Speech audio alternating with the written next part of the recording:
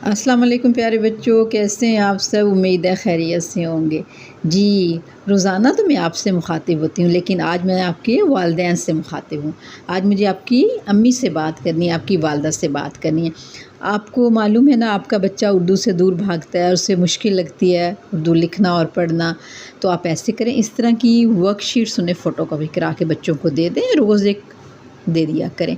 जैसे क्लास 1 के बच्चे हैं या प्रेप के बच्चे हैं जिन्हें लिखना मुश्किल लगता है, उन्हें इस तरह की एक वर्कशीट फ़ोटोकॉपी करवा के दे दिया करें और बच्चे और उस पर आसानी से देख कर लिख लिया करेंगे। और उनको डेली स्टेपल कर दें या आप रजिस्टर बना लें, कुछ भी कर उसमें लगाते जाएं, किसी फ़ाइल में लगाते जाएं, ठीक है।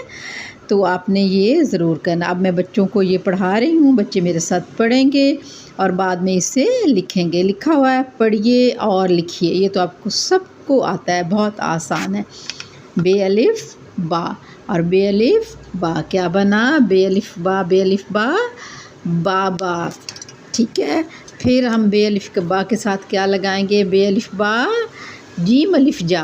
आपको आधी शक्ल पता है ना, ये जीम की आधी शक्ल है और 7 अलिफ है। जीम अलिफ जा क्या बनेगा, बा जा, बाजा, बाबा बाजा। अब क्या है, 3 रुकते हैं तो क्या बनेगा, चे, चे अलिफ चा, चे अलिफ चा, चाचा, चे अलिफ चा, चे अलिफ चा, चाचा। और फिर ये तो बहुत ही आसान है, दाल अलिफ दा, दाल अलिफ दा क्या बना, दादा।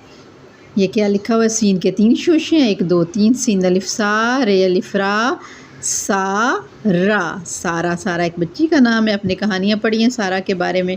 आगे क्या लिखा हुआ है, काफ अलिफ का, टी अलिफ टा क्या बना, काटा।